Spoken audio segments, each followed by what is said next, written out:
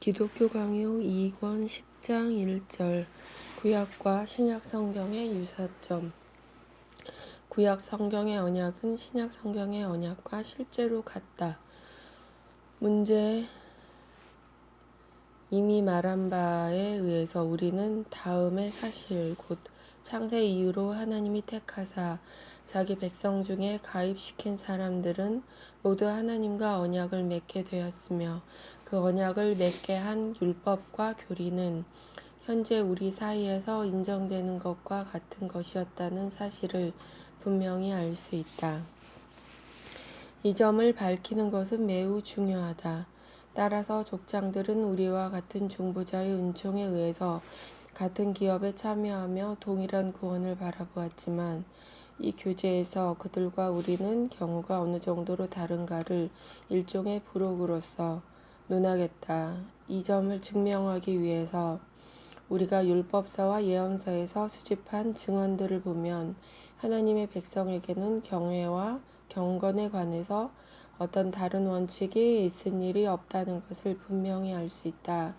그러나 신구약의 차이점을 많이 논해서 단순한 사람들을 불안하게 만드는 사람들이 있으므로 우리는 당연한 조치로서 이 문제를 더 자세하고 정확하게 논하는 몇 장을 특별히 마련해야 한다. 참으로 저 놀랄만한 불량배 세르베투스와 제세례파의 일부 미친 사람들이 이스라엘 백성은 돼지 무리에 불과했다고 하기 때문에 그렇지 않더라도 우리에게 매우 유익했을 일이 이제는 꼭 필요한 일이 되었다. 주께서는 이스라엘 백성을 지상생활에서 살찌우셨지만 그들에게 하늘 영생에 대한 희망은 주시지 않았다고 그들은 짓거리기 때문이다.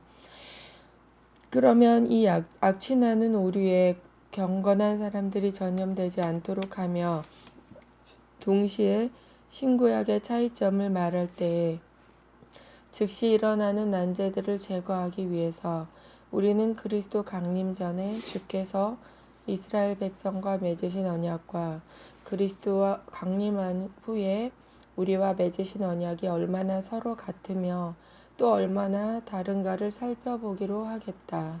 10장 2절 일치되는 주요 사항 한마디로 두 가지 점을 다 설명할 수 있다. 모든 족장들과 맺어진 언약과 우리와의 언약은 그 실질과 실상이 매우 동일하기 때문에 사실상 이 둘이 하나다.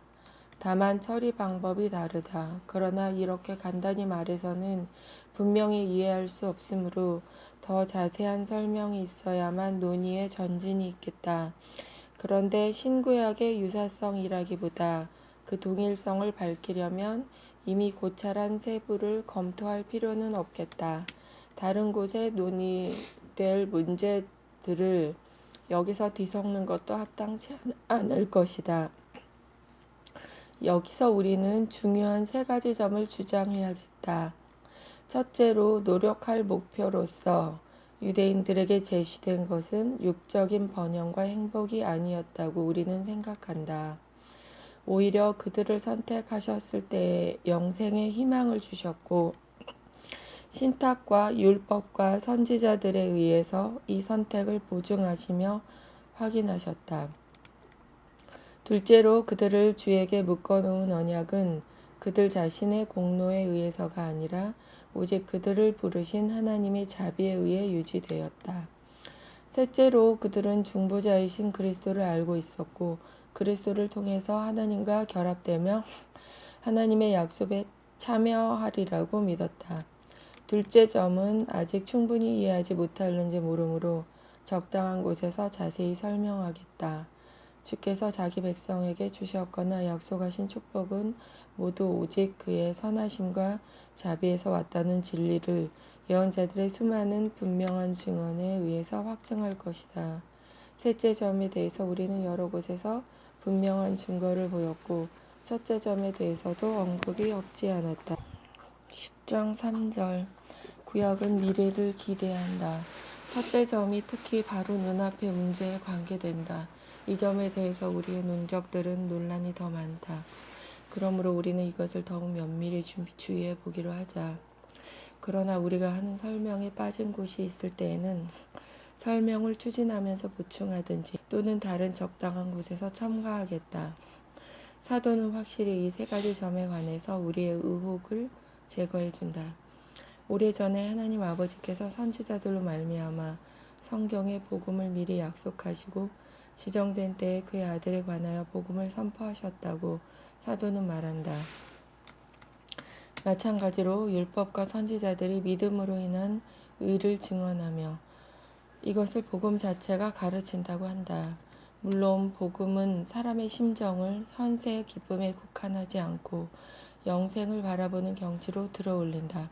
지상의 쾌락에 얽어매는 것이 아니라 하늘에서 안식을 얻는 희망을 전언함으로써 이를테면 사람의 심정을 하늘로 옮겨간다. 이 점을 바울은 다른 곳에서 다음과 같이 표현한다.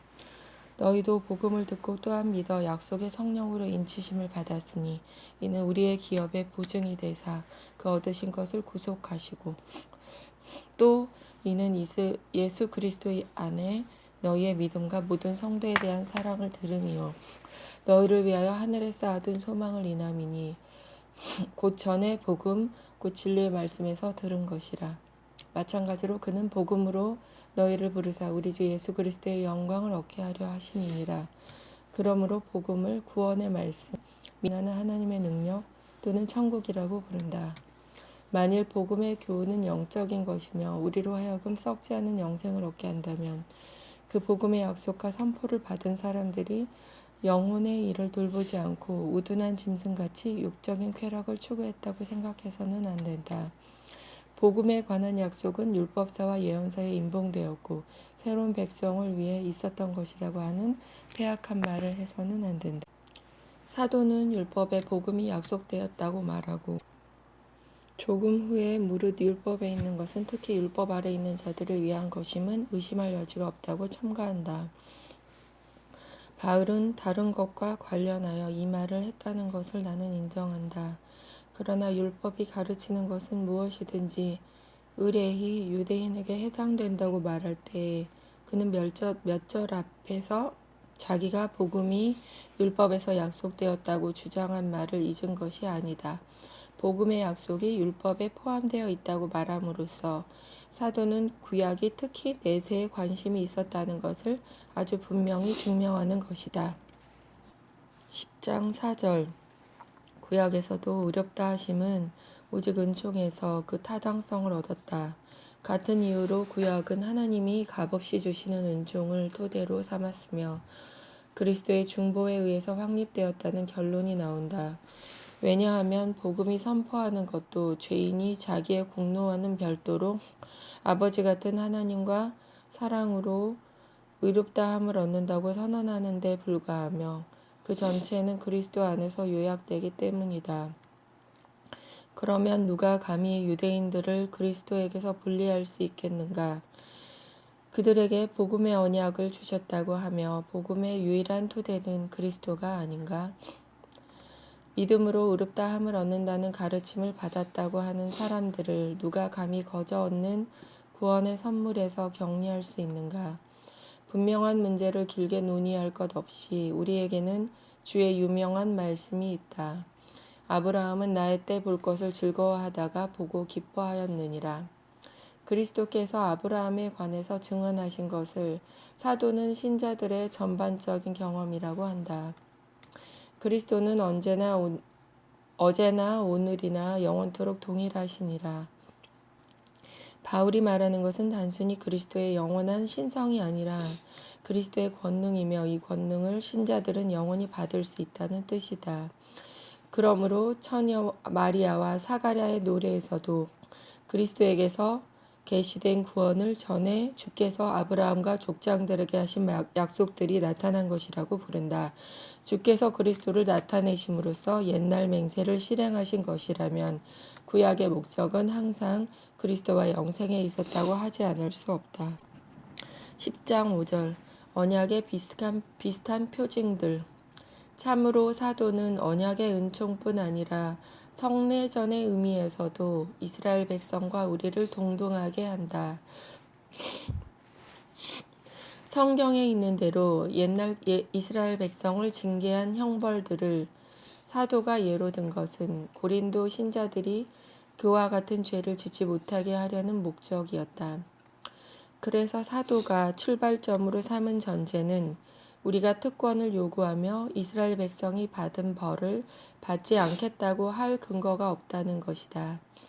주께서는 그들에게 우리와 같은 은혜를 베푸셨을 뿐 아니라 은총을 나타내실 때에 같은 상징들을 쓰셨기 때문이라고 했다. 그의 말뜻은 다음과 같다. 만약 그대들은 세례로 인치심을 받았고 매일 성찬에 참여하면서 세례와 성찬에는 놀라운 약속이 있으므로 그대들에게는 아무 위험도 없으리라고 믿으며 동시에 하나님의 인애를 경멸해서 방자한 행동을 한다면 유대인들은 그런 상징이 없지 않았으면서도 주께서 그들을 엄격하게 처벌하겠다는 것을 알아야 한다. 그들은 바다를 건넌으로써 세례를 받았고 뜨거운 태양을 가리워준 구름 속에서 세례를 받은 것이다. 우리의 논적들은 바다를 건넌 것을 육적인 세례라고 부르면서 그것은 어느 정도까지는 우리의 영적 세례에 해당한다고 한다. 그러나 그것이 사실이라고 인정된다면 사도의 논법은 아무 효력이 없게 될 것이다. 사도는 그리스도인들이 세례의 특권에 의해서 유대인들보다 자기들을 훌륭하다고 생각하지 않도록 설득하려고 하기 때문이다. 그 다음에 곧 계속되는 발언도 논적들에게 트집을 잡힐 수 없다.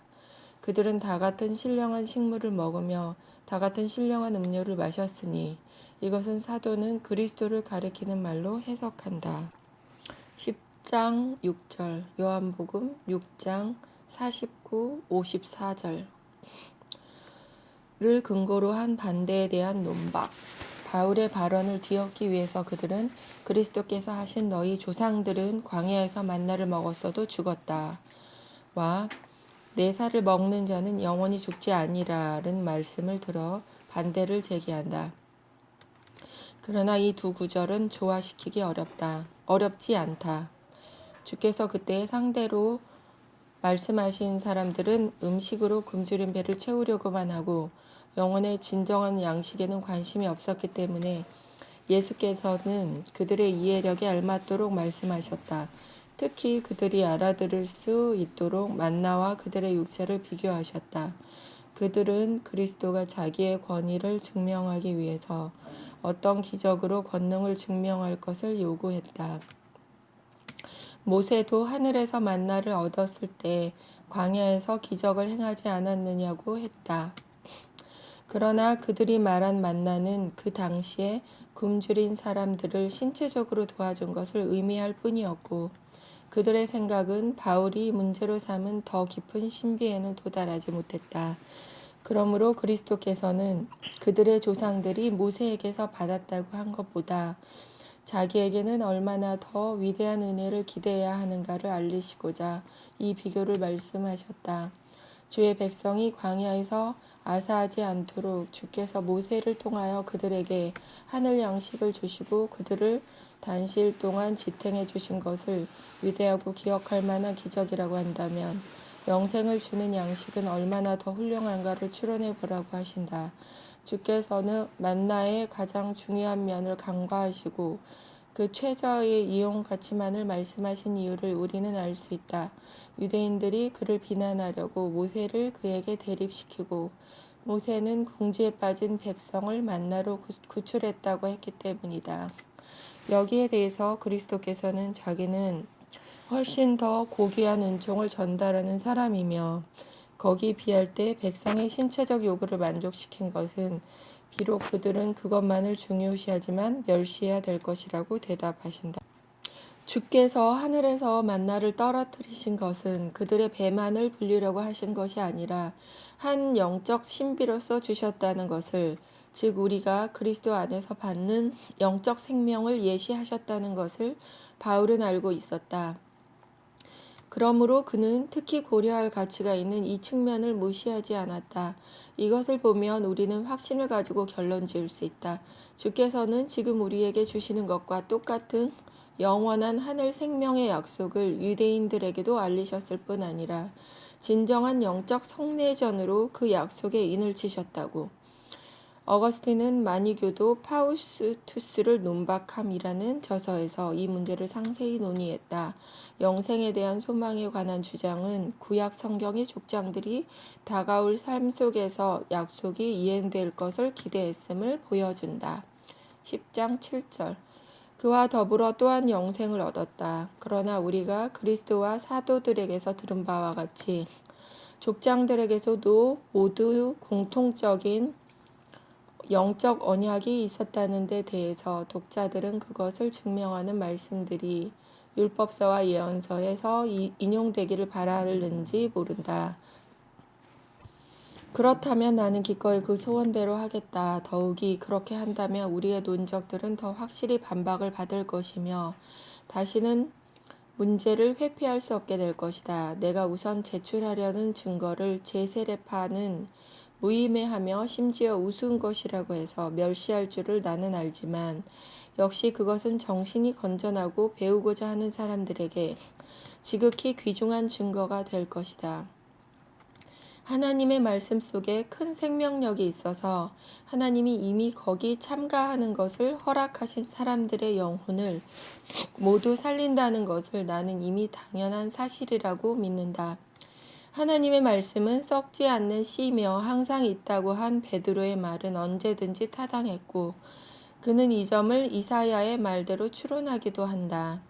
그런데 하나님께서 옛날 유대인들을 이 거룩한 유대로 자기와 연결하셨은즉 그들은 성별하셔서 영생의 희망을 주신 것이 확실하다.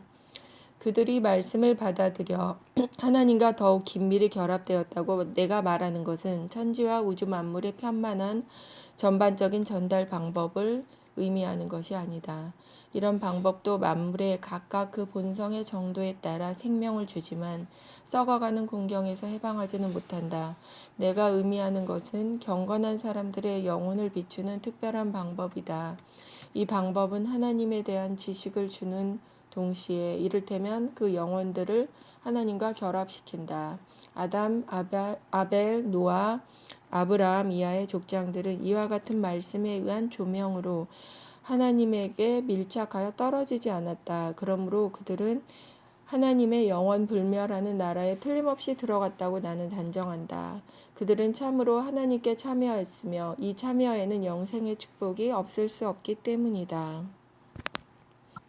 10장 8절.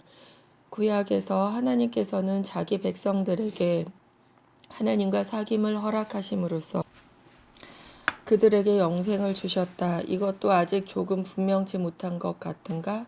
그렇다면 언약의 말씀 자체를 보기로 하겠다. 그렇게 하면 조용한 사람들은 만족할 것이요 반대자들의 무지도 충분히 드러나게 될 것이다. 왜냐하면 주께서 자기의 종들과 언약하신 말씀은 항상 나는 너희 하나님이 되고 너희는 나의 백성이 되리라는 것이었다. 선지자들도 보통 설명하기를 생명과 구원과 모든 축복이 이 말씀에 포함되었다고 했다. 다윗이 자주 한 말에는 근거가 있었다. 여호와를 자기 하나님으로 삼는 백성은 복이 있도다. 하나님의 기업으로 빼심받은 백성은 복이 있도다. 이것은 지상에 복을 주시기 때문이 아니라 자기 백성으로 택하신 사람들을 죽음에서 구출하시며 영원한 자비로 영원히 보호하시며 지켜주시기 때문이다. 다른 예언자들도 같은 말을 한다. 당신이 우리 하나님이시니 우리는 죽지 않겠나이다. 여호와는 우리에게 율법을 세우신 자시요 여호와는 우리의 왕이시니 우리를 구원하실 것임이라. 오 이스라엘이여 너는 행복자로다. 너희는 여호와의 구원을 얻을 백성이로다. 그러나 공연한 일로 애쓸 것 없이 예언자들이 반복하는 경고를 들어야 한다. 주께서 우리 하나님이신 동안 우리에게는 온갖 좋은 것이 풍성하며 구원이 확실하여 조금도 부족함이 없다고 한다.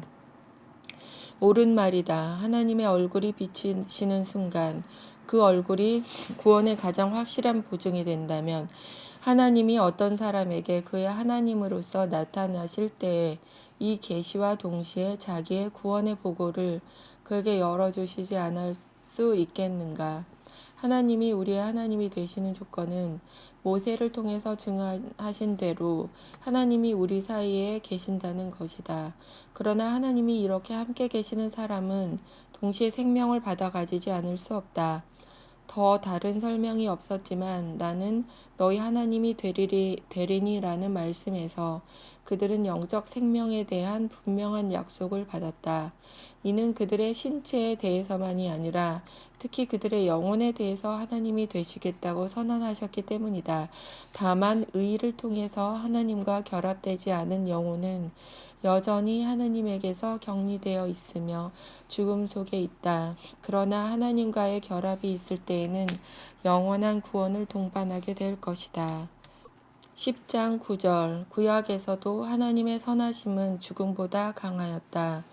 그뿐 아니라 당시에 그들의 하나님이 된다고만 말씀하시지 않고 앞으로도 영원히 그들의 하나님이 되시겠다고 약속하셨다. 이렇게 하신 것은 그들의 소망이 현세의 은혜로 만족하지 않고 영원한 장래까지 확대되기를 원하셨기 때문이다. 그들이 미래 생명의 성격 묘사를 이렇게 해석했다는 것은 여러 구절이 증명한다. 신자들은 현재의 불행에 대해서 위로를 받았을 뿐 아니라 장래에 대해서도 하나님이 그들을 버리시지 않으리라는 생각으로 위로를 받았다. 그런데 약속에는 둘째 부분이 있었고 거기서는 하나님의 축복이 그들을 위해서 지상 생활의 한계를 넘어 더욱 연장되리라는 것이 더욱 분명히 보장되었다. 너와 내 후손의 하나님이 되리라고 말씀하셨다. 후손에게 은혜를 베푸심으로써 죽은 사람에게 대한 후일을 선언하셨은즉 죽은 사람 자신에 대해서는 더욱 확실히 은혜가 있을 것이다. 하나님과 사람은 다르다. 사람은 친구가 죽으면 그에게 호의를 보일 기회가 없어지기 때문에 친구의 후손에게 그 호의를 옮긴다. 그러나 하나님의 사랑은 죽음의 방해를 받지 않으므로 자비의 열매를 죽은 자에게서 철회하시지 않고 그들 때문에 천대까지 은혜를 베푸신다. 그러므로 주께서는 이 훌륭한 증거로 자기의 인애가 위대하고 풍부하다는 것을 그들에게 알리시려고 모든 후손에게까지 넘쳐 흐르리라고 말씀하시며 그들은 그 은혜를 죽은 후에도 받으리라고 하셨다. 그리고 주께서 당자들이 죽은 지 오랜 후에 자기를 아브라함과 이삭과 야곱의 하나님이라고 부르신 때에 이를테면 이 약속을 실현하심으로써 그 진실성을 확인하신 것이다. 어째서 그런가? 만일 그들이 죽어 없어졌다면 이것은 불합리한 칭후가 아니었겠는가? 바꿔 말하면 나는 없는 사람들의 하나님이라는 뜻이 되었을 것이다.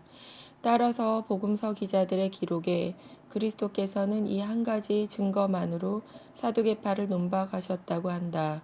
그래서 그들은 모세가 죽은 자들의 부활을 증언했다는 것까지도 부정할 수 없었다.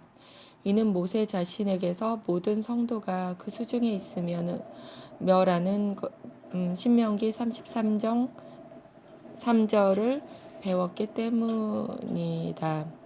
이 점을 근거로 생사의 심판자이신 이가 인도하시며 돌보시며 보호해 주신 사람들은 죽음에 의해서도 소멸되지 않는다는 결론을 쉽게 얻을 수 있다. 10장 10절 옛사람들의 축복은 세속적인 것이 아니었다. 이제 우리는 이 논쟁의 중심점을 검토하겠다. 그들의 더 좋은 생명은 다른 곳에 있으며 지상의 생명을 무시하고 하늘 생명을 명상하라는 것이 주께서 신자들에게 가르치시며 그들이 깨닫기를 원하신 뜻인가 하는 것이 논쟁의 중심점이다.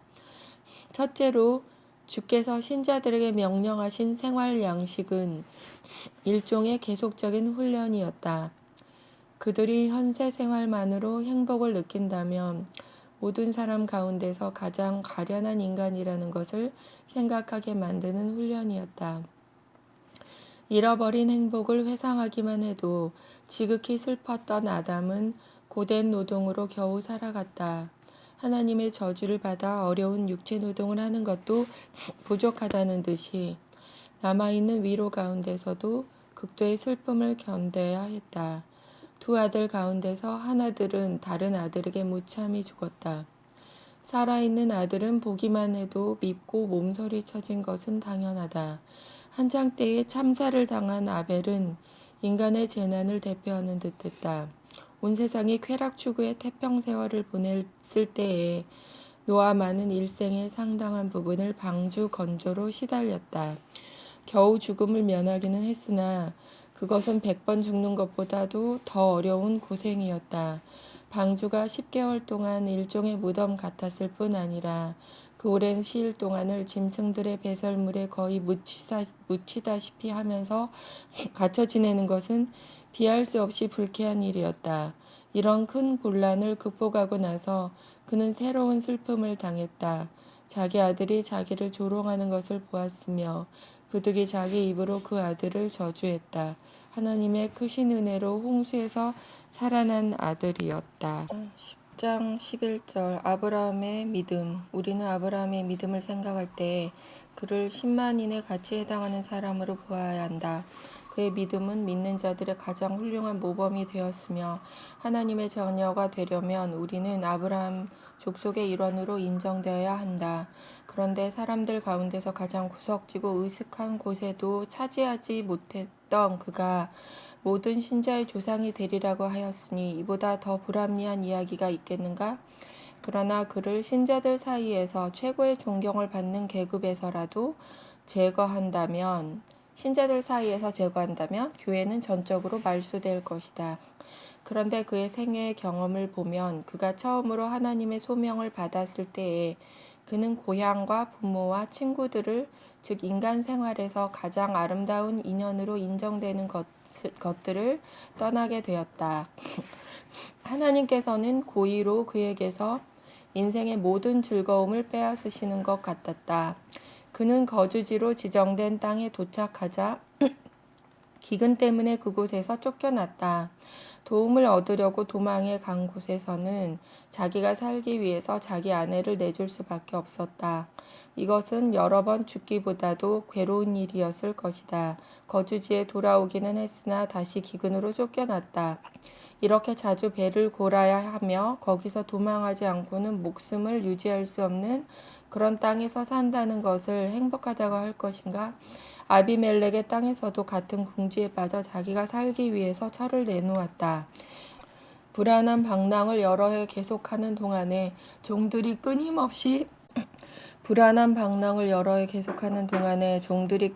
싸우기 때문에 자기 아들같이 사랑한 조카를 버릴 수밖에 없었다. 확실히 그는 이 이별을 자기의 수족을 끊는 것 같이 느꼈을 것이다. 조금 뒤에 그 조카가 원수들에게 잡혔다는 소식을 들었다. 어디를 가나 무섭게 야만적인 이웃들이 있어서 자기가 공들여 판 우물들도 마시지 못하게 했다. 먼저 우물을 쓰지 못하게 되지 않았다면 아비멜렉에게서 도로 찾지도 않았을 것이다. 그런데 그는 노쇠하여서도 자식이 없었다. 이것은 노년의 가장 서글프고 괴로운 일이었다. 드디어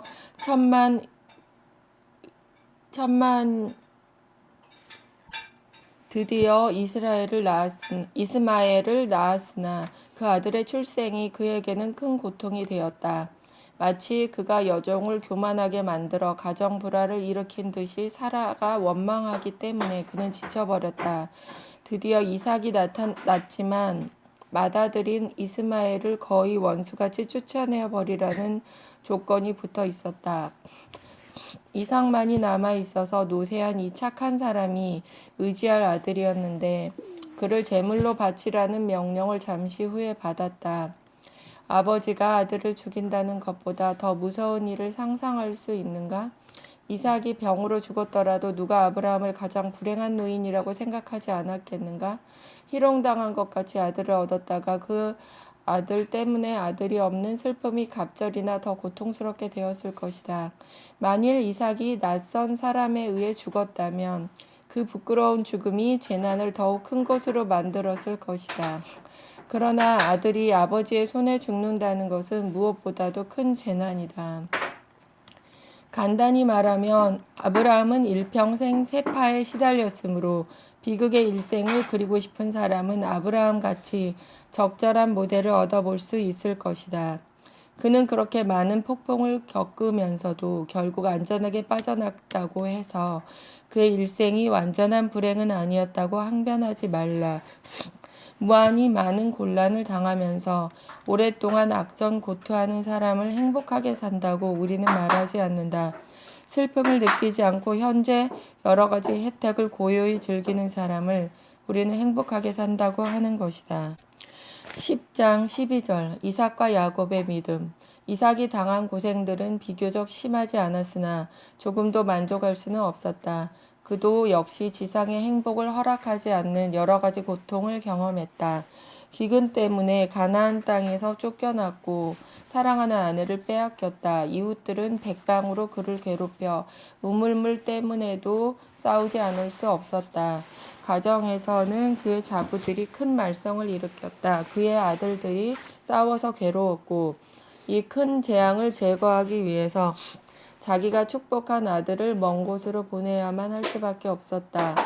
야곱으로 말하면 극도의 불행만을 겪은 사람의 특출한 표본이 되었다.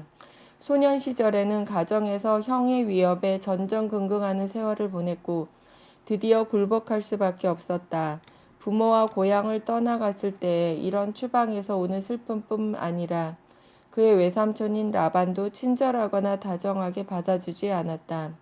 야곱은 7년 동안 가장 힘들고 잔혹한 종살이를 했건만 그것도 부족했고 거기다가 흉계에 걸려 척까지 빼앗겼다. 둘째 철을 얻기 위해서 다시 종살이를 시작하지 않을 수 없어 그 자신이 불평한 것과 같이 온종일 불볕에 타며 추위에 밤새도록 잠을 이루지 못했다. 20년 동안 이런 어려운 생활을 하면서 매일 장인의 부당한 처사로 고통했다. 자기 가정에서도 아내들이 서로 맞서 미워하며 싸우기 때문에 집안이 항상 어수선하고 거의 분열 상태였다. 고향으로 돌아가라는 명령을 받고 부끄럽게 도망치듯 떠나야 했다. 그래도 장인의 악의에서 벗어날 수 없었고 여행 도중에 그에게서 모욕과 지욕을 받게 되었다. 불언에 그는 훨씬 더 잔혹한 곤란에 부딪혔다. 형이 있는 곳에 접근했을 때 그는 잔인한 원수가 계획한 것 같은 죽을 위험성을 내다보았다. 그래서 에서가 오는 것을 기다리는 동안에 무서운 공포심으로 말할 수 없는 고통을 당했다. 에서를 보고 야곱은 거의 죽은 사람같이 형의 발 앞에 엎드려 의외의 호의를 느낄 때까지 일어나지 못했다. 그 고향에 들어가자 사랑하는 처 라헬을 잃었다. 후에 그는 라헬이 낳은 아들이 다른 아들들보다 특히 사랑하던 아들이 짐승에게 찢겼다는 말을 들었다. 아들이 죽은 슬픔에 압도되어 오랫동안 울고 나서 모든 위로를 완전히 거절하고 죽어 아들에게 가기까지 슬퍼할 것뿐이라고 선언했다. 그러는 동안에 딸 하나가 잡혀 강간을 당했고 아들들이 담대한 복수를 감행해서 그는 모든 지방 주민에게 미움을 받을 뿐 아니라 언제 피살될는지 모르는 위험한 지경에 빠졌다. 이 모든 일이 불안과 슬픔과 염세의 큰 원인이 되었다.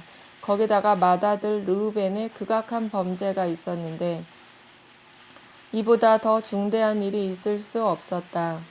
처가 능욕을 당하는 것만도 가장 큰 불행이라고 하거든. 하물며 그 죄를 지은 자가 자기 아들이었으니 무엇이라고 할 것인가. 얼마 지나지 않아서 다시 근친 상간에 추태가 있었다. 이렇게 많은 부끄러운 일을 겪으면 아무리 재난에 굴하지 않는 강직한 정신이라도 좌절될 것이다. 일생이 거의 끝나려 할 때에 그는 자신과 가족의 주림을 면하려고 하다가 새로운 재난이 닥쳐온 소식을 들었다. 아들 하나가 옥에 갇혔다는 것이었다. 그 아들을 꺼내기 위해서 자기의 유일한 위로인 베냐민을 다른 사람들의 손에 맡기지 않을 수 없었다. 이렇게 홍수같이 밀려오는 재난 속에서 야곱은 어떤 일순간이라도 평화로운 숨을 쉴 수 있었겠는가? 따라서 그는 자신에 대한 가장 훌륭한 증인으로서 자기의 지상 생활은 짧고 험악했다고 바로에게 대답했다. 자기는 끊임없는 불행의 일생을 보냈고 주께서 약속하신 번영은 전혀 경험하지 못했노라고 단언했다. 그러므로 야곱은 하나님의 은혜에 대해서 적대적으로 배은망덕한 태도를 취했든지 그렇지 않으면 지상에서 비참한 생애를 살았다는 그의 말은 진실한 고백이었을 것이다. 만일 그의 주장이 옳았다면 그는 땅의 일에 희망을 두지 않았다는 결론이 된다. 10장 13절 족장들은 영원한 삶을 추구했다. 만약 이 거룩한 족장들이 하나님에게서 축복된 생활을 받으려 한 것은 의심할 여지가 없다. 그렇다면 그들은 행복을 지상생활 이외에 다른 축복을 생각하고 구한 것이다. 사도가 이 점을 아름답게 증명한다. 믿음으로 아브라함은 외방에 있는 것 같이 약속하신 땅에 우거하여 동일한 약속을 유업으로 함께 받은 이삭과 야곱으로 더불어 장막에 거하였으니 이는 하나님의 경영하시고 지으실 터가 있는 성을 바랐음이니라. 이 사람들은 다 믿음을 따라 죽었으며 약속을 받지 못하였으되 그것들을 멀리서 보고 믿었으며 또 땅에서는 외국인과 나그네로라 증거하였으니 이같이 말하는 자들은 본향 찾는 것을 나타냄이라. 저희가 나온 바 본향을 원하였다면 돌아갈 기회가 있었으려니와 저희가 이제는 더 나은 본향을 사모하니 곧 하늘에 있는 것이라. 그러므로 하나님이 저희 하나님이라 일컬음 받으심을 부끄러워 아니하시고 저희를 위하여 한 성을 예비하셨느니라. 만일 그들이 약속의 실현을 다른 곳에서 기대하지 않았다면 지상에서 실현될 가망이 없는 약속을 추구하여 맞이 않았다는 것은 목석보다도 더 어리석은 짓이었을 것이다. 모세와 같이 그들도 현세를 나그네 길이라고 불렀다고 바울이 우선 주장하는 것은 옳은 말이다. 만일 그들이 가나안 땅에서 외국인이며 나그네라면 그들을 아브라함의 후사로 만든 약속의 땅은 어디 있는 것인가? 그러므로 주께서 그들에게 소유로 주시겠다고 약속하신 것은 분명히 아주 다른 것이다. 그래서 그들은 가나안 땅에서는 무덤 위에 발붙일 만큼도 얻지 못했다. 이것으로 그들은 사후에야 약속의 결과를 받으리라고 기대한다는 것을 증언했다.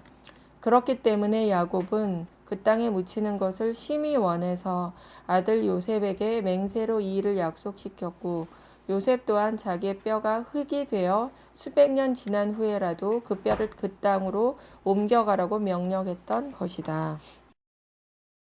10장 14절 성도들의 죽음은 생명으로 들어가는 문이다. 끝으로 족장들이 이 세상에서 온갖 노력을 하면서도 내세의 축복을 소망으로 삼았다는 것은 분명하고 확실한 사실이다. 만일 야곱이 더 높은 행복을 추구한 것이 아니라면 무슨 까닭에 장자의 권리를 그렇게까지 원했으며 그것을 얻으려고 그렇게 큰 모험을 했겠는가. 그 때문에 그는 외국으로 쫓겨가며 거의 가족으로부터 의절당할 뻔했고 소득은 조금도 없었다. 운명하려 할 때에 그는 여호와여 나는 주의 구원을 기다리나이다 라는 말로 자기의 의도를 밝혔다. 만일 그가 죽음에서 새로운 생명의 출발을 본 것이 아니라면 자기가 죽어가는 줄 안 그가 무슨 구원을 기다렸겠는가.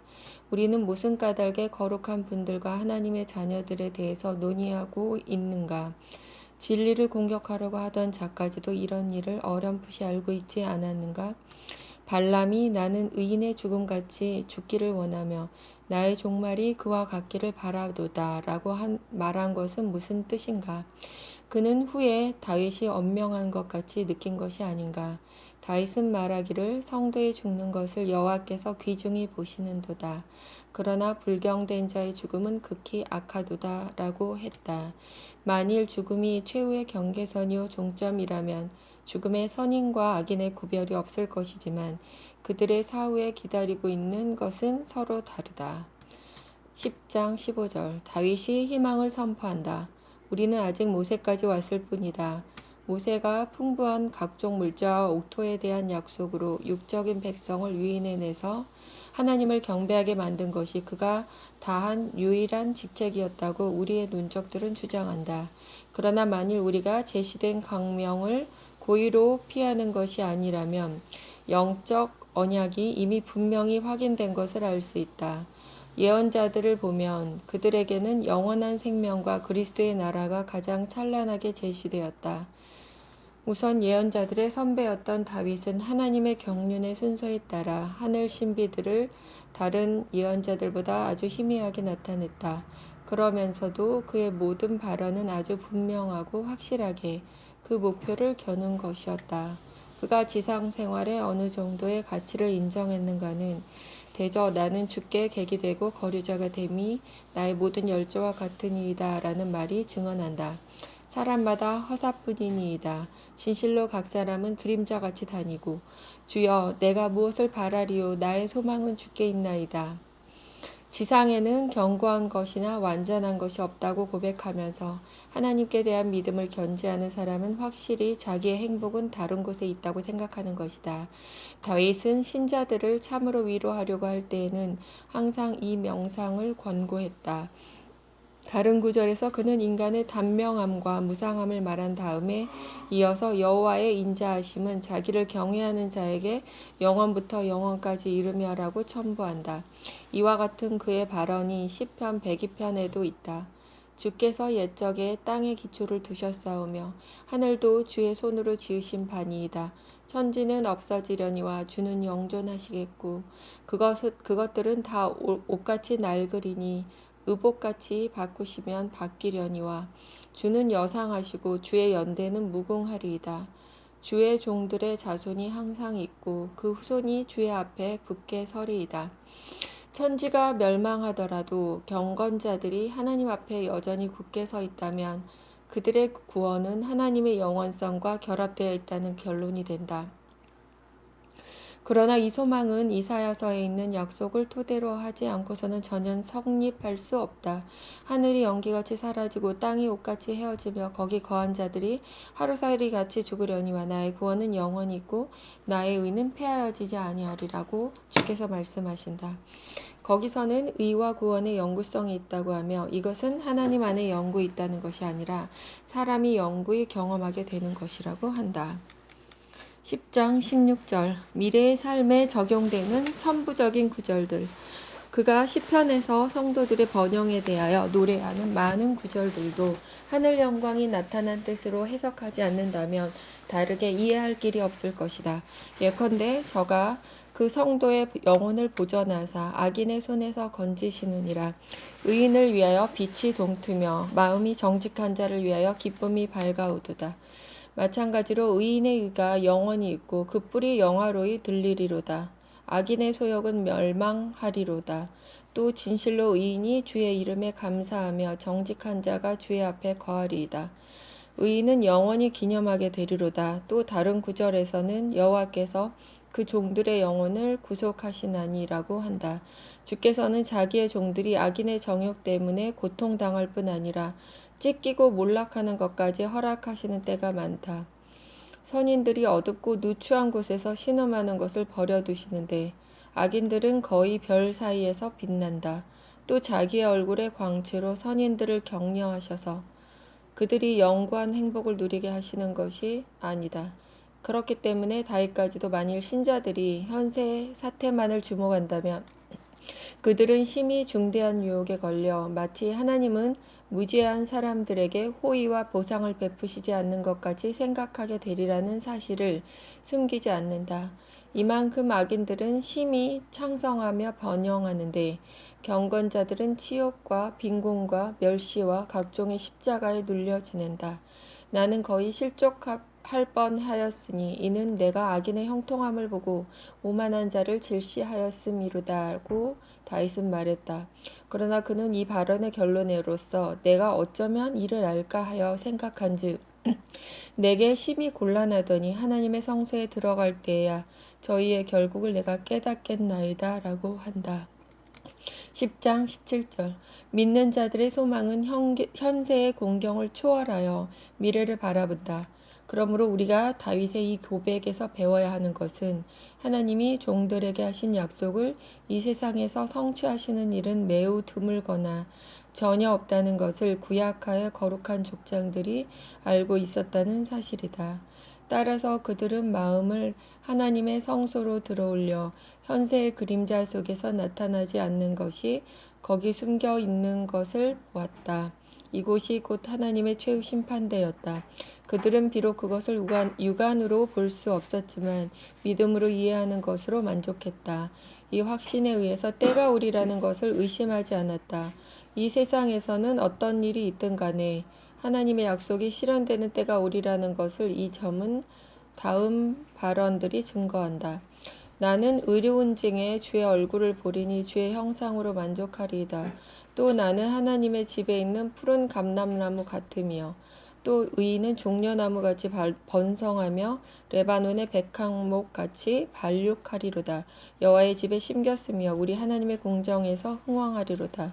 늙어도 결실하며 진액이 풍족하고 빛이 청정하여 조금 앞에서 그는 말했다. 여호와여 주의 생각이 심히 깊으시니이다. 악인은 풀같이 생장하고 다 흥왕할지라도 영원히 멸망하리이다. 이 현상계가 하나님 나라의 출현에 의해서 전복될 때가 아니면 어디서 신자들의 아름답고 우아한 점이 나타나는가? 그들은 저 영원을 바라보면서 현세 재난의 일시적인 고통을 멸시하고 대담하게 부르짖었다. 의인의 요동함을 영영이 허락지 아니하시리로다. 하나님이여 주께서 저희로 파멸의 웅덩이에 빠지게 하시리이다. 악인을 삼키는 영원한 파멸의 웅덩이가 이 세상에 어디 있겠는가? 악인들의 행복에 대해서는 그날을 청통하여 지내다가 경각간에 음부에 내려가느니라고도 한다. 성도들의 위대한 평화는 어디 있는가? 다윗이 각처에서 한탄하듯이 그들은 난폭하게 휘둘릴 뿐 아니라 완전히 눌리고 소멸된다. 바꿔 말하면 다윗은 바다의 파도보다도 더 불안정한 현세의 변화무쌍한 사태를 보지 않고 하나님이 장차 심판대에 앉으셔서 천지의 영구한 상태를 확립하실 때에 하실 일을 내다보고 있다. 시인은 이 점을 다른 구절에서 적절하게 묘사한다. 어리석은 자들은 자기의 재물을 의지하고 풍부함으로 자긍하도다. 아무리 고귀한 자라도 그 형제를 죽음에서 구속하지 못하며 하나님께 속전을 바치지 못하리로다. 지혜 있는 자는 죽고 악인과 우준한 자도 같이 망하고 저희의 재물을 타인에게 끼치는 것을 그들은 보면서도 저희의 속생각에 자기 집이 영영이 있고 자기 거처가 대대에 미치리라 하여 땅에서 자기의 이름을 칭송하는도다. 사람의 종기는 장구치 못하며 멸망하는 짐승 같으리로다. 저희가 이같이 생각하면 우매의 극치건만 그 후손들은 그들을 열심히 본받는도다.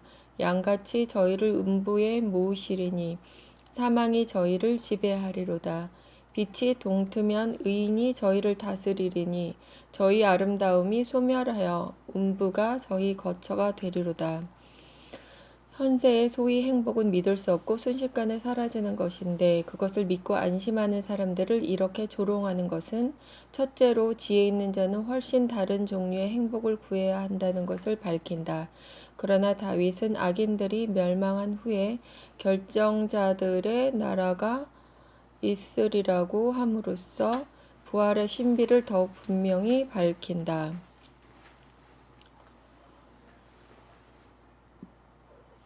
문론이 빛이 동튼다는 것은 현재 이 시대가 끝난 후에 새로운 생명이 계시되리라는 뜻이 아니고 무엇인가? 그러나 다윗은 악인들이 멸망한 후에 경건자들의 나라가 있으리라고 함으로써 부활의 신비를 더욱 분명히 밝힌다. 문론이 빛이 동튼다는 것은 현재 이 시대가 끝난 후에 새로운 생명이 계시되리라는 뜻이 아니고 무엇인가? 10장 18절 그들의 행복한 운명을 악인들의 운명과 대조를 이룬다. 여기서 신자들이 불행 중의 위로와 고난에 대한 대책으로 사용한 저 큰 소망이 생겨났다. 주의 노염은 잠깐이요 그의 은총은 평생이로다. 거의 한평생을 계속한 곤란을 그들은 어떻게 순간에 제거할 수 있었겠는가. 하나님의 너그러우신 은혜를 거의 맛본 일도 없는 그들이 어디서 이렇게 영구적인 은혜를 볼 수 있었는가. 만일 땅에 집착했다면 이런 것을 찾아볼 수 없었을 것이다. 그러나 하늘을 우러러 보았기 때문에 성도들은 주께서 주시는 십자가를 지되 그것은 잠시 동안이며 그들이 받는 자비는 영원하다는 것을 인정했다. 그러나 하루 동안 꿈같이 행복했던 악인들에게는 영원히 계속하는 파멸이 있으리라고 그들은 내다보았다. 여기에 대한 발언들은 예컨대 의인을 기념할 때에는 칭찬하거니와 악인의 이름은 썩으리라. 성도의 죽는 것을 여호와께서 귀중히 보시는도다. 악이 악인을 죽일 것이라가 있으며 사무엘서에 주께서 그 거룩한 자들의 발을 지키실 것이요 악인으로 흑암 중에서 잠잠케 하시리라는 말씀도 있다. 이런 구절들을 보면 성도들은 아무리 곤란으로 시달리더라도 결국은 생명과 구원이며 악인의 길은 즐거운 행복이지만 거기서 그들은 점점 죽음의 소용돌이 속으로 미끄러져 들어간다는 것을 고대의 조상들은 잘 알고 있었음을 알 수 있다. 그러므로 그들은 악인의 죽음을 할례받지 않은 자의 죽음이라고 불렀다. 악인들은 부활할 희망이 없어졌다는 뜻이다. 그러므로 다윗이 생각한 가장 무서운 저주는 저희를 생명책에서 도말하사 악인과 함께 기록되게 하지 마소서라는 것이었다. 10장 19절 욥 영생불멸의 증인이다. 다른 구절들보다도 더욱 놀라운 것은 욥이 한 말이다. 내가 알기에는 나의 구속자가 살아계시니 후일에 그가 땅 위에 서실 것이라. 내가 육체 밖에서 하나님을 보리라. 내 마음이 초급하구나. 자기의 영리함을 자랑하고 싶은 자들은 이 구절을 최후 부활을 언급한 것이 아니라 욥이 하나님이 자기를 더 인자하게 대해 주시리라고 생각한 그 첫날을 의미하는 것이라고 짓거린다. 우리는 부분적으로 이 주장을 인정한다. 그러나 욥의 소망이 땅에 머물러 있는 것이었다면 그는 이렇게 고상한 소망에 도달할 수 없었으리라는 것을 나는 그들이 싫든 좋든 인정하게 만들려고 한다. 그러므로 우리는 그가 미래의 영생 불사를 우러러 보았다는 것을 인정해야 한다. 그는 자기가 무덤 속에 있을 때라도 자기의 구속자가 자기와 함께 계시리라고 보았기 때문이다. 참으로 현세만을 생각하는 사람들에게는 죽음은 최후의 결정적인 절망이지만 그 죽음도 욥의 소망을 끊어버릴 수 없었다. 그가 나를 죽이시더라도 나는 그에게 소망을 두리라고 그는 말한다. 이런 발언들은 소수 사람들이 한 것이고 유대인들이 이런 생각을 했다는 증명으로서는 불충분하다고 궤변가들은 나를 공격하지 말라. 나는 곧 대답하리라. 이 소수 사람들은 이런 발언에서 어떤 감추인 지혜를 우수한 사람들만이 개인적으로 비밀이 배울 수 있는 지혜를 나타낸 것이 아니라고. 그들은 성령에 의해서 일반 사람들의 교사로 임명되어 하나님의 비밀들을 널리 발표했고 그 신비들을 백성이 배워 경건의 지도 원칙으로 삼도록 하나님이 정하신 것이었다. 그러므로 성령께서 유대인 교회에서 영적 생명을 아주 분명하고 명백하게 논하시는 그 공개적인 말씀을 들으면서 그 말씀을 육적인 언약으로 돌리며 땅과 땅에 붙은 재물에만 언급하는 것으로 본다는 것은 용납할 수 없는 완악한 고집일 것이다. 10장 20절 영생에 대한 예언자들의 증언 후기 예언자들에게 내려오면 우리는 마치 우리 자신의 분야를 확보할 수 있다. 왜냐하면 다윗과 욥과 사무엘에 관해서 주장하는 점을 우리가 쉽게 증명했다면 예언서들에서는 그 증명이 훨씬 더 쉽다. 주께서는 자비의 언약을 실행하실 때에 질서정연한 계획에 따르셨다. 즉 세월이 흘러 완전 계시의 때가 접근함에 따라 주께서는 날마다 계시를 더욱더 빛나게 하셨다. 따라서 맨 처음에 아담에게 구원을 약속하셨을 때에는 그것은 미약한 불꽃이 비치는 정도였다. 그 후에 점점 빛이 더욱 밝게 되어 더욱 강하고 더욱더 넓게 광채를 퍼뜨렸다. 드디어 모든 구름이 흩어지고 의의 태양이신 그리스도께서 전 세계를 완전히 비추셨다. 우리는 우리의 논점을 예언자들이 지지하지 않으리라는 의구심을 가질 필요가 없다. 나는 우리 앞에 거대한 산림같이 많은 자료가 나타나는 것을 본다. 이 문제에 대해서 우리는 이 책의 체제를 많이 벗어날 정도로 논해야 하겠고 그렇게 한다면 이 문제만으로 큰 책이 될 것이다. 그러나 나는 이미 오솔길을 표시해 놓았으니 어지간히 총명한 독자라면 그 길을 따라 이 산림 속을 무사히 전진할 수 있을 것이다. 따라서 여기서는 필요하지 않다고 생각해서 많은 말을 하지 않겠다. 그러나 내가 전에 그들에게 쥐어준 열쇠를 써서 앞길을 열어가야 한다는 것을 잊지 말라고 독자들에게 미리 경고하겠다. 즉 믿는 백성의 행복을 선지자들이 말하며 그런 행복을 현세에서는 흔적조차 보기 어려울 때마다 독자들은 그들의 특색에서 피난처를 구해야 한다. 즉 선지자들은 하나님의 선하심을 더욱 잘 추천하기 위해서 그 인애를 현세에서 받는 혜택의 모양으로 백성에게 이를테면 그려보았다. 그러나 그들이 그린 그림은 백성의 마음을 들어올려 땅을 초월하며 이 세상 초동 한문과 멸망해가는 세대를 초월하게 만들었다. 그 그림은 필연적으로 그들이 장차올 영적 생명의 행복을 깊이 생각하도록 각성하리라고 기대한 것이다. 10장 21절 에스겔서에 있는 마른 뼈의 골짜기. 우리는 예를 하나만 들겠다. 이스라엘 백성이 바벨론 포로로 잡혀갔을 때 그들은 이 민족 분산이 죽음과 흡사하다는 것을 깨달았다. 따라서 민족 부흥에 대한 에스겔의 예언은 한 우화에 지나지 않는다고 생각했다.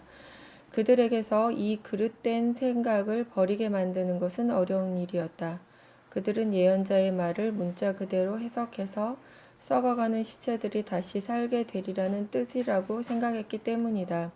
주께서는 이런 어려움이 있더라도 주의 은혜는 여전히 있으리라는 것을 증명하시고자 예언자에게 마른 뼈가 가득한 지면의 환상을 보이시고 오직 말씀의 능력으로 일순간에 그 뼈들에 생명을 불어넣어 자라게 하시는 것을 보이셨다.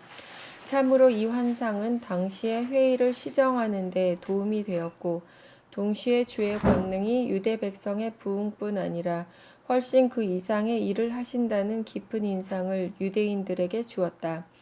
간단한 명령으로 흩어진 마른 뼈들을 살려내셨기 때문이다. 그러므로 우리는 에스겔의 말과 이사야에 있는 구절을 비교할 수 있다. 주의 죽은 자들은 살아나고 우리의 시체들은 일어나리이다. 티끌에 거하는 자들아 너희는 깨어 노래하라. 주의 이슬은 빛난 이슬이니 땅이 죽은 자를 내어 놓으리로다. 내 백성아 갈지어다. 내 밀실에 들어가서 내 문을 닫고 분노가 지나기까지 잠깐 숨을 지어다. 보라 여호와께서 그 처소에서 나오사 땅의 거민의 죄악을 벌하실 것이라. 땅이 그 위에 잦았던 피를 드러내고 그 살해당한 자를 다시는 가리우지 아니하리라. 10장 22절 다른 예언서들에서 부가한 구절들 혹 누가 모든 다른 구절들도 이런 식으로 해석하려고 한다면 그것은 어리석은 짓일 것이다. 왜냐하면 어떤 구절들은 사람들을 위해서 준비된 미래의 영생이 하나님의 나라에 있다는 것을 조금도 숨기지 않고 가르치기 때문이다. 그런 구절들을 우리는 몇 개 설명했지만 다른 구절들도 되게 같은 뜻이며 특히 여기에서 인용하려는 두 구절이 그러하다. 하나는 이사야서에 있다. 나의 지을 새 하늘과 새 땅이 내 앞에 항상 있을 것 같이 너희 자손과 항상 있으리라. 매 월삭과 매 안식일에 모든 혈육이 이르러 내 앞에 경배하리라. 그들이 나가서 내게 패역한 자들의 시체들을 볼 것이라. 그 벌레가 죽지 아니하며 그 불이 꺼지지 아니하여. 또 한 구절은 다니엘서에 있다. 그때 내 민족을 호위하는 대군 미가엘이 일어날 것이요 또 환란이 있으리니 이는 개국 이래로 그때까지 없던 환란일 것이며 그때에 내 백성 중 무릇 책에 기록된 모든 자가 구원을 얻을 것이라.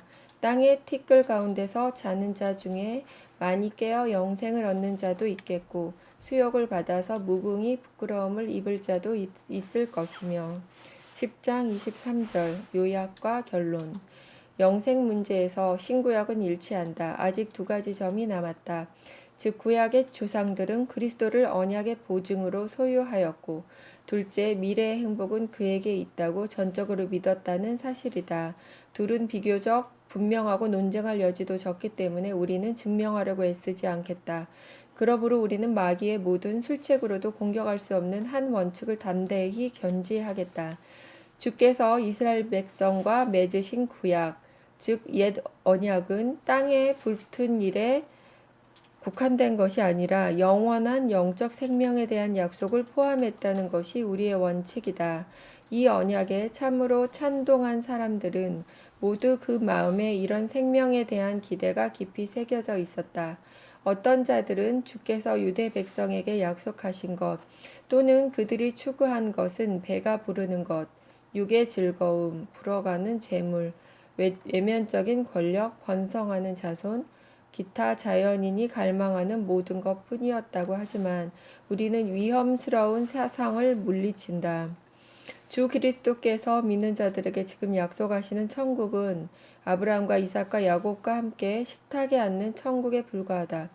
베드로는 당시의 유대인들을 향해서 그들은 복음의 은총을 상속할 자들이라고 선언하며 그 이유로서 그들은 선지자들의 자손이요 또 하나님이 옛날에 자기 백성으로 더불어 세우신 언약에 포함되었다고 말했다. 주께서는 이 일을 말로만 증거하시지 않고 행동으로도 인정하셨다. 부활의 순간에 주께서는 많은 성도들을 자기의 부활에 참가할 자격이 있다고 인정하셨고 그들이 예루살렘 시내에서 보도록 하셨다. 이렇게 하심으로써 주께서는 영원한 구원을 얻기 위해서 자기가 하신 일과 겪으신 고난은 우리들과 똑같이 구약시대의 신자들에게도 해당된다는 것을 확실히 보증하셨다. 참으로 베드로의 증언과 같이 우리를 생명으로 거듭나게 하신 믿음의 영을 그들도 받았다. 우리 안에서 영생불사의 불티와 같으시며 따라서 다른 곳에서 우리의 기업의 보증이 되신다고 한 그 성령께서 그들 속에도 마찬가지로 계셨다는 뜻이다. 그러면 우리는 어찌 그들에게서 생명의 상속을 감히 빼앗을 것인가? 옛날 사두개파가 부활과 영혼의 존재를 부정할 정도로 어리석었다는 것은 이 두 가지 교리를 성경이 이미 분명한 증언으로 인친 후였으므로 더욱 놀라운 일이다.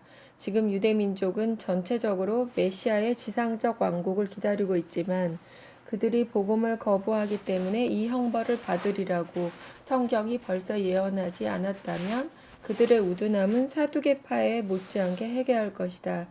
제시된 하늘 광명을 거부하고 고의로 암흑을 덮어쓰는 자들에게 하나님께서는 의로운 심판을 내리셔서 그 마음을 어둡게 하신다. 그것이 하나님의 기쁘신 뜻이다. 그러므로 유대인들은 모세를 읽으며 항상 그의 길을 깊이 생각하지만 그들의 눈을 수건이 가리워 그의 얼굴에 있는 빛을 보지 못한다. 그래서 그들은 지금 모세의 얼굴을 그리스도에게서 될 수 있는 대로 멀리 떼어놓으려고 하지만 모세의 얼굴은 그리스도에게로 돌릴 때까지 그들에게 항상 가리워 있으며 숨겨 있을 것이다.